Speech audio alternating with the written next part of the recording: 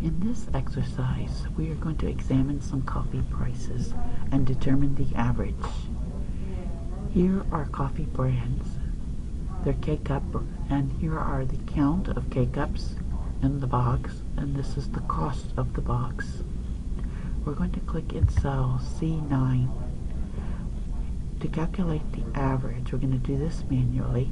We are going to sum all the costs. So here I will click in cell C9 and click the auto sum button. Notice the auto sum button appears here in the formula bar. Now I will divide it by the number of different coffee brands. So we have 1, 2, 3, 4, 5 brands, and then I press enter.